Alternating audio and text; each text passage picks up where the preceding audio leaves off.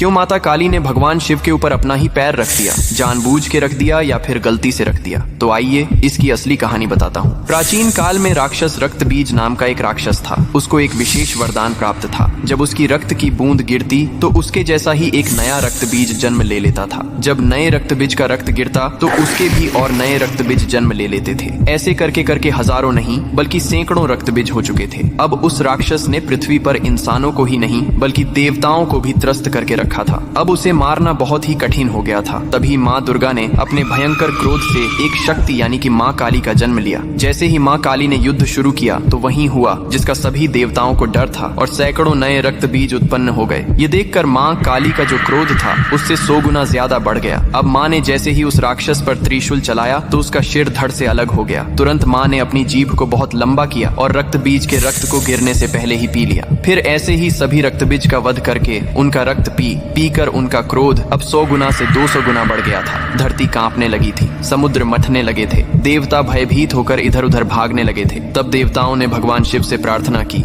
हे महादेव, आप ही माता काली के संताप को शांत कर सकते हैं। शिव ने देवताओं की पुकार सुनी और माँ काली के सामने युद्ध भूमि में पहुंच गए। लेकिन माँ अपने तांडव में इतनी लीन थीं कि उन्होंने शिव को भी नहीं देखा। तभी भगवान शिव ने स्वयं माता के चरणों में लेट गए। जैसे ही माँ काली का पैर अनजाने में शिव के सीने पर पड़ा, तुरंत उनका क्रोध शांत हो गया। उन्होंने नीचे देखा तो अपने प्रिय पति शिव थे। यह देखकर उनकी जीभ शर्मिंदगी से बाहर निकल आई। इसके बाद शिव ने मुस्कुराते हुए कहा, हे माँ, तुम्हारा यह रूप सृष्टि के संतुलन के लिए था, लेकिन यह रूप अब धरती पर बहुत धाम धूम से पूजा जाएगा। यही कारण है कि तस्वीर में और मूर्तियों में माँ काली को शिव जी पर खड़े हुए दिखाया जाता है, जो बहुत ही शुभ माना जाता है। Download ShareChat.